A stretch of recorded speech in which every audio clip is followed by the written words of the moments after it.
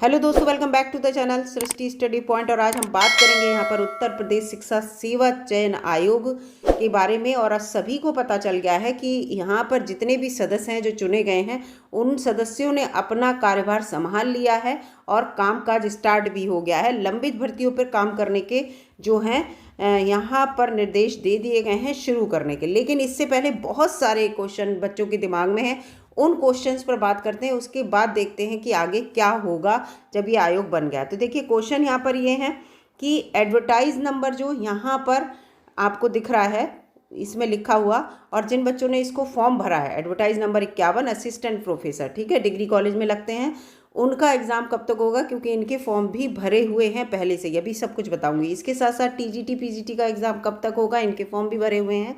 और UP TET कब तक होगा, तो क्योंकि यूपी टीईटी भी बहुत टाइम से नहीं हुआ है। तो यहाँ पर देखिए, जो असिस्टेंट प्रोफेसर के एडवर्टाइज नंबर 51 है, इसमें degree college, aided degree college के टीचर्स के लिए भर्तियाँ निकली। और ये 2022 अगस्त 2022 में इसके फॉर्म भरे गए थे। और ये 1017 वैकेंसी टोटल निकली थी, और इसमें 1 लाख से ज़्यादा बच्चों ने फॉर्म भरे हैं।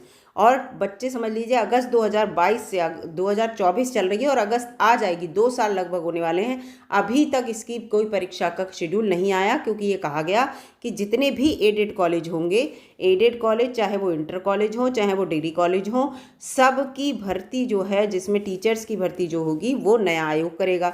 इसके साथ साथ ये भी कहा गया कि जो प्राइमरी में भर्तियां होंगी वो भी नया आयोग करेगा, तो यूपी टीईटी भी यही कराएगा। तो ये सारे क्वेश्चन यहाँ पर थे। तो ये एग्ज़ाम कब तक होगा, इसके साथ साथ टीजीटी पीजीटी एग्ज़ाम जो है वो भी, इसके भी अगस्त 2022 में फॉर्म भरे गए थे। 4000 प्लस वैकेंसियाँ भी बताऊँगी, टोटल बिल्कुल एक्यूरेट वैकेंसी भी बताऊँगी।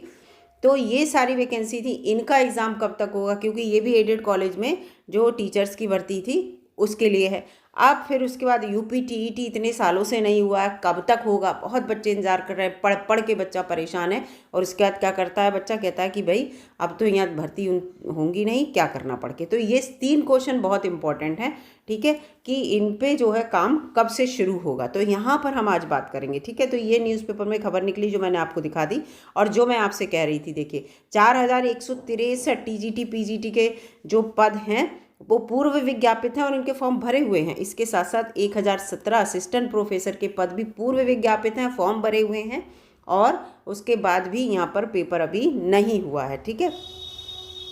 तो ये इतने पद थे। अब मैं आपको पूरा, देखिए, उत्तर प्रदेश शिक्षा सेवा चयन आयोग को लेकर यहाँ पर लिखा है कि नवनियुक्त 12 सदस्यों को नियुक्त कर लिया गया है और लखनऊ में उन्हें कार्यभार ग्रहण भी कर लिया।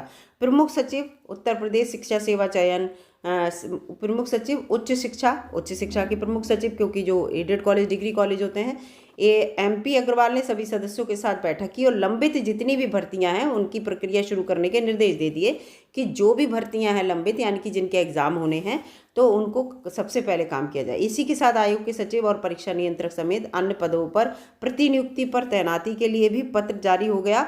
और माना जा रहा है कि अध्यक्ष और प्रशासनिक पदों पर जल्द ही, अध्यक्ष के पद के लिए तो आपको पता है, अध्यक्ष के पद के लिए तो फिर से आवेदन मांगा गया, उसका लेटर भी आपने देखा होगा।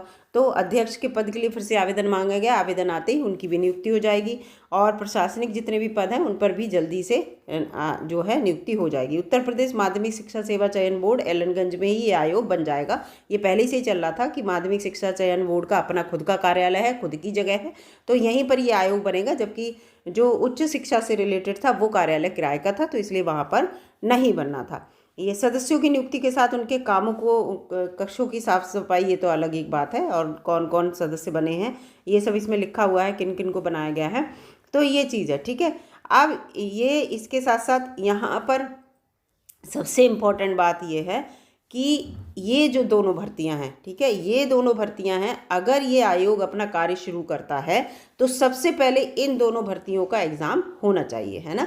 और मुझे भी ऐसे ही लगता है कि सबसे पहले इन दोनों भर्तियों की एग्ज़ाम की डेट आएगी, सबसे पहले इन दोनों भर्तियों की।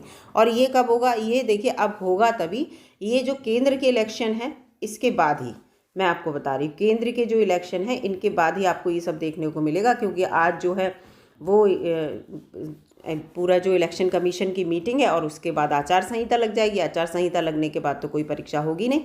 और इसके साथ साथ आपको पता है UPPSC ने खुद भी अपनी बहुत सारी परीक्षाएं स्थगित कर दी हैं। तो इस वजह से ये जो एग्ज़ाम है दोनों ही, ये आपको निश्चित रूप से इलेक्शन के बाद इनकी डेट देखने को मिलेगी, जिस हिसाब से ये आयोग काम कर रहा है। यानी कि आप समझ जाइए कि 2024 में इन दोनों एग्ज़ाम्स की तो परीक्षा होगी, निश्चित हो जाएगी। आप देखिएगा, मतलब सितंबर अक्टूबर तक आपको इस परीक्षा का पूरा देखने को मिल जाएगा कि सितंबर अक्टूबर तक इसकी परीक्षा हो जाएगी, जिस हिसाब से इसको बताया जा रहा है कि काम यहाँ सब चल रहा है। ठीक है, इसके साथ साथ अब बात कर लेते हैं यहाँ पर यूपीटीईटी की हम लोग, कि यूपीटीईटी का क्या होगा, पूरा यहाँ पर ये दे रखा है। तो यूपीटीईटी के बारे में मैं आपको बता दूँ, सबसे पहले तो ये कहा गया है कि प्राइमरी में जो है वो प्राइमरी में टीचर्स की ज़रूरत अब नहीं है, पूरा उनके पास रेशियो है। लेकिन रिटायर होते हैं टीचर, जब रिटायर होते हैं तो उनकी जगह तो भरी जाएगी। तो यूपीटीईटी भी निश्चित रूप से आपको 2024 में देखने को मिल जाएगा, निश्चित रूप से इसको कराया जाएगा। और लेकिन ये होगा सब इलेक्शन के बाद, अभी कुछ नहीं हुआ, ये तो आप भी जानते हैं। और ये जो है आप देखिएगा, ये सारे एग्ज़ाम की जो प्रोसेस है बहुत जल्दी जब स्टार्ट होना शुरू होगी तो जून से स्टार्ट हो जाएगी। ठीक है, जून से आपको लाइन वाइज सारे शेड्यूल देखने को मिल जाएंगे कि जून जुलाई अगस्त इस तरह से कि कौन सा एग्ज़ाम कब है, कौन सा। और भाई आयोग तो सारे ही हैं, देखिए यूपीपीएससी अपने गवर्नमेंट कॉलेज की सब वैकेंसी निकालेगी, अब उसमें वो बच्चे भी फॉर्म भरेंगे, तो इसीलिए किसी के एग्ज़ाम की डेट क्लैश ना हो, तो इस तरह से शेड्यूल निश्चित रूप से होगा। तो मेरे हिसाब से जिस हिसाब से यहाँ पर आयोग का गठन हो गया है और उसके साथ साथ सभी सदस्यों ने जब कार्यभार ग्रहण कर लिया है, तो परीक्षाएं ज़रूर होंगी और सबसे पहले यही दोनों परीक्षाएं होंगी, क्योंकि इनके फॉर्म भरे हुए हैं, है ना। तो इसलिए इस पर कार्य किया जाएगा। अब देखते हैं इसके बारे में क्या न्यूज़ आती है। फिलहाल मुझे आपको यही सब न्यूज़ देनी थी, ये सब बताना था। अगर वीडियो आपको अच्छी लगी है, नॉलेजेबल लगी है और लगा है सटीक बात बताई गई है, और मतलब कुछ मैं यहाँ पर बिल्कुल जो सटीक बात होती है वही बताने की कोशिश करती हूँ, तो लाइक कीजिएगा और चैनल पर नए हो दोस्तों तो सब्सक्राइब कर लीजिएगा। और मिलूँगी अगली वीडियो में, तब तक के लिए नमस्कार दोस्तों। इससे रिलेटेड जो भी न्यूज़ आएगी वो आपको बता दूँगी।